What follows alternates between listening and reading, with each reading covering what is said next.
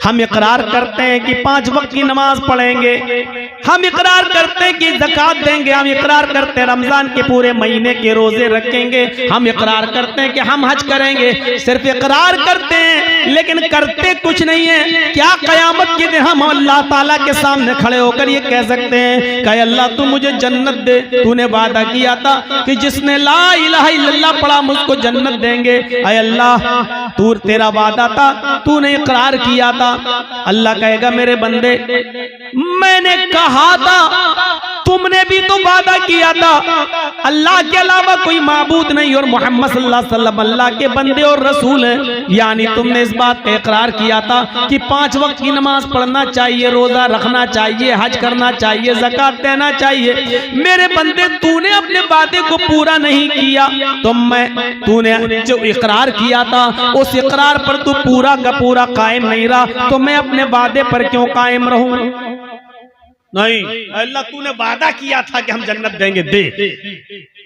क्या आप कह सकते हैं जब एक मामूली मजदूर को आप सिर्फ वादे और इकरार पर मजदूरी नहीं दे सकते जब तक कि वो अमल न करे, जब तक कि वो आपके घर मजदूरी न करे, आपकी दीवार खड़ी न करे, जब आप बगैर मेहनत और काम के जब आप उसको मजदूरी नहीं दे सकते हैं तो अल्लाह रब्बुल आलमीन सिर्फ इकरार और वादे के मुताबिक बगैर अमल के हमें और आपको जन्नत दे देगा।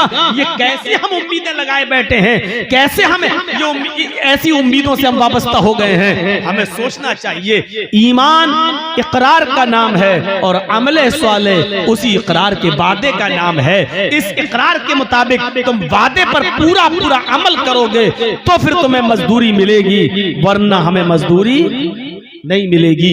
ईमान हमारी बुनियाद है। अब भाई उठना बैठना बंद कर दीजिए, जिसको जहां जगह मिले बैठ जाइए। ईमान हमारी बुनियाद है। और एक बात सुन लीजिए, बुनियाद जितनी मजबूत होती है इमारत उतनी ही मजबूत होती है। बुनियाद जितनी गहरी होती है इमारत भी उतनी मजबूत उस पर बनती है। हमारी बुनियाद मजबूत होनी चाहिए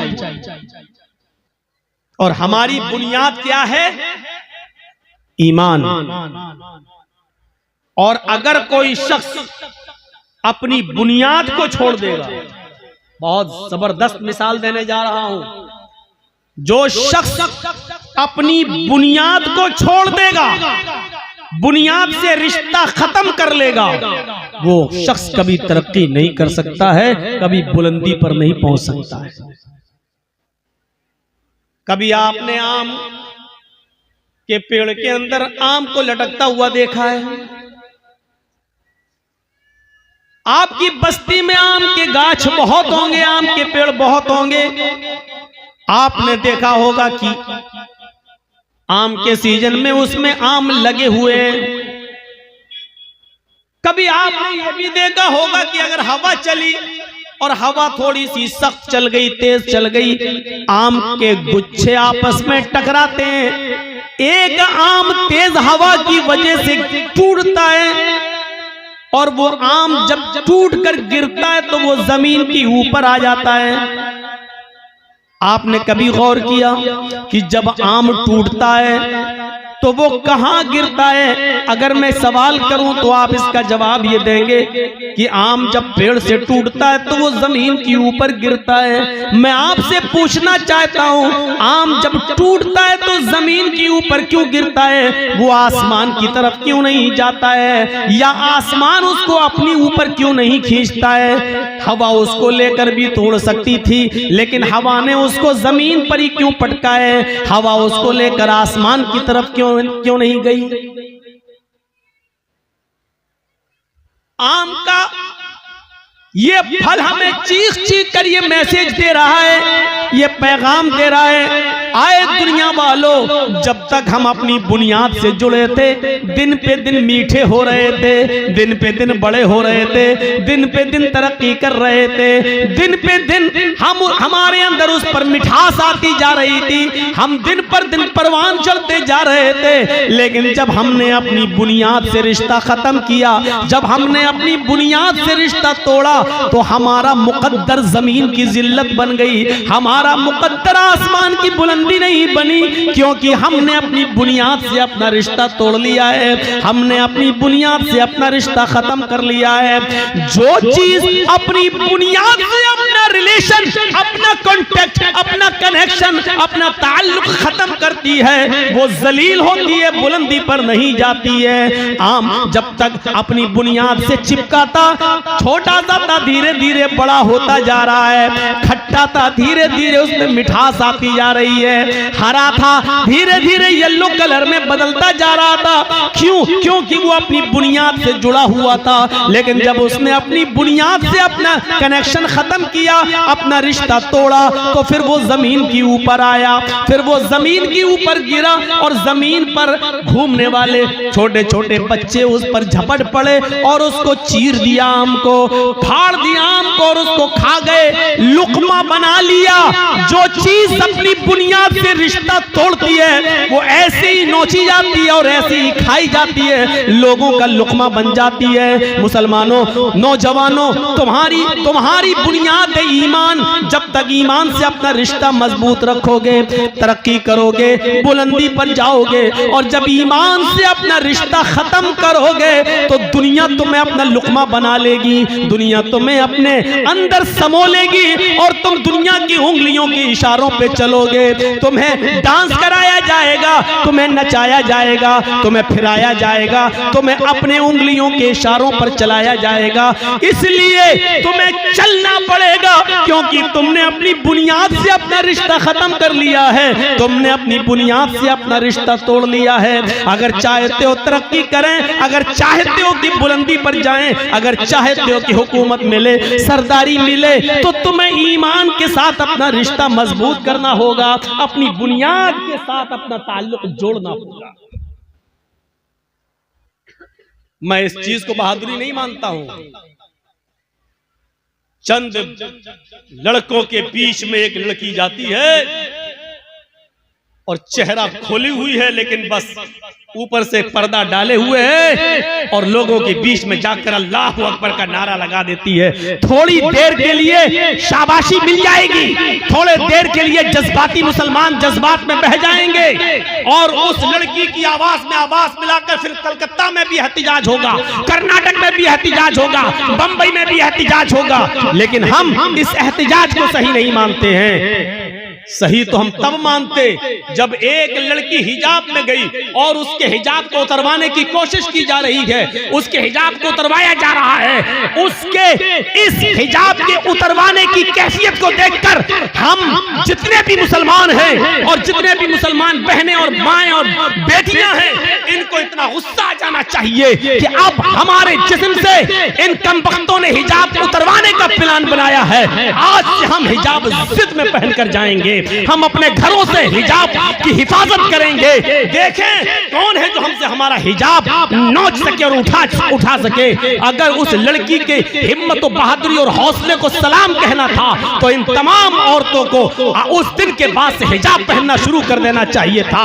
अगर ये सारी हिंदुस्तान की औरतें हिजाब पहनना शुरू कर दें, बुर्का ओढ़ना शुरू कर दें, चेहरा छिपाना शुरू कर दें, देख लीजिए डिबेट कितनी जल्दी बंद हो जाएगी और फिर कोई आदमी हिजाब पर फिर पाबंदी नहीं लगाएगा, क्योंकि वो जान जाएगा कि अब मुसलमान एक जख्मी शेर की तरह है। इसकी एक औरत से अगर हिजाब उतरवाया तो ये सारी की सारी औरतें हिजाब पहनने वाली बन जाती हैं। तो इसलिए इसको छेड़ो ही मत, ये होना ये चाहिए था। लेकिन हुआ ये कि हम एहतिजाज कर रहे हैं और चुनाव के बाद 10 मार्च के बाद ये एहतिजाज बंद हो जाएगा। क्यों? क्योंकि इसको चुनाव के लिए लाया जाता है और ये सब ये बार बार उठेगा और जब भी चुनाव आएगा इस तरीके के मुद्दे उठेंगे, क्योंकि इससे हिंदू और मुसलमान दोनों का ध्रुवीकरण किया जाता है। हम इस साजिश को नहीं समझ पाते हैं। हमारे अंदर ईमान कितना है ये हमें अंदाजा लगाना चाहिए। आपने एक पतंग को देखा होगा, पतंग उड़ती है, क्यों उड़ती है? हमने उस पतंग को उड़ाया, आगे बढ़ी, हमने ढील दी, वो और आगे बढ़ी, हमने और ढील दी, हल्का सा इशारा किया, फिर ढील दी, वो और आगे बढ़ी। हवा उसको बुलंदी पर ले जा रही है। वो पतंग बुलंदी पर क्यों पहुंची? कौन लेके गया? हवा।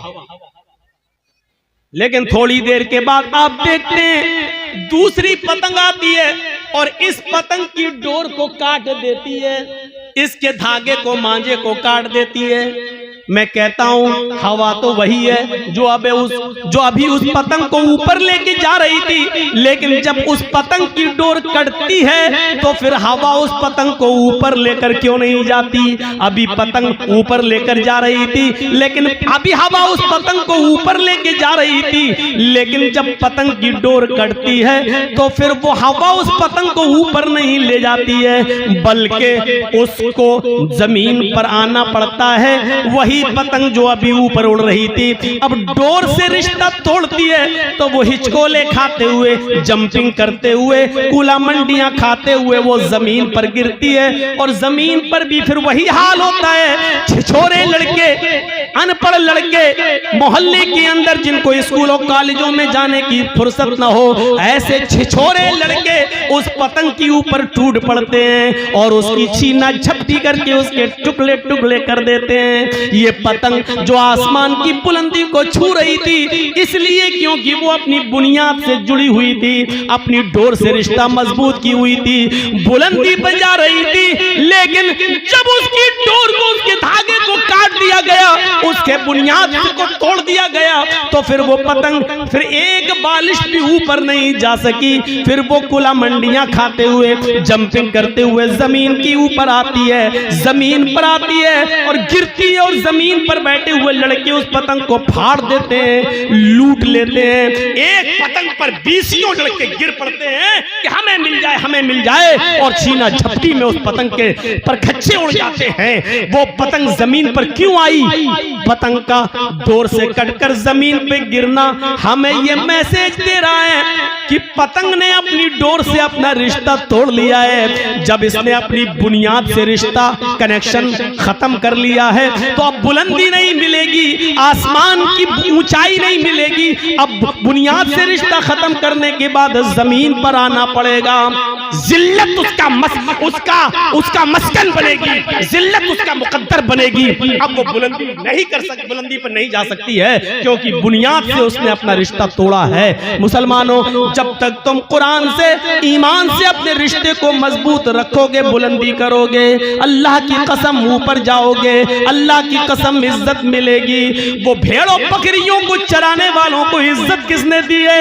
इसी कुरान ने दी है। वो उमर जो कभी कोई गुस्सा बर्दाश्त नहीं करते थे, वो उमर जो जनाब मोहम्मद रसूलुल्लाह सल्लल्लाहु अलैहि वसल्लम की गर्दन भी उड़ाने के लिए निकले थे, उस उमर को 22 लाख मुरब्बा मील का हुक्मरान किसने बनाया? उस उमर को इतनी बड़ी जमीन की मिल्कियत किसने अता फरमाई है? इतना बड़ा बादशाह, इतना बड़ा हाकिम किसने बनाया है? 22 लाख मुरब्बा मील पर हुकूमत किसने की? हजरत उमर ने। हजरत उमर फारूक को हुक्मरान बनाया तो इसी कुरान करीम की दावत ने, इसी कुरान करीम ने, इसी ईमान के रिश्ते ने। उमर की हैसियत ईमान लाने से पहले क्या थी, लेकिन जब उमर ने ईमान से अपना रिश्ता जोड़ा तो तरक्की करते गए। इतनी तरक्की की कि अल्लाह के नबी को भी कहना पड़ा, लऊ कान बादी नबीयुल लकाना उमर, अगर मेरे बाद कोई नबी होता तो वो हजरत उमर होते। उमर ने इतनी तरक्की की कि 22 लाख मुरब्बा मील इतनी जमीन पर उन्होंने हुकूमत करके दिखाई, और इतनी शानदार हुकूमत करके दिखाई कि महात्मा गांधी को भी ये कहना पड़ा कि उमर फारूक जैसी हुकूमत अगर आज भारत के अंदर कायम हो जाए तो देश के अंदर से खून खराबा मिट जाए, देश के अंदर से खून खराबा खत्म हो जाए, अमन और शांति पैदा हो जाए।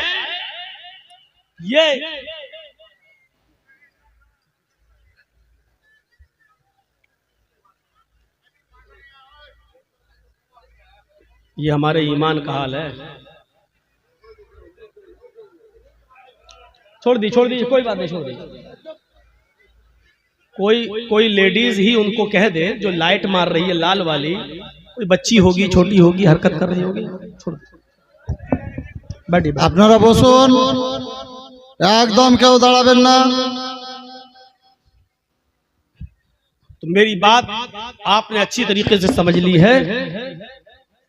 ईमान से जितना रिश्ता हमारा मजबूत होगा उतना हम आगे बढ़ेंगे, तरक्की करेंगे।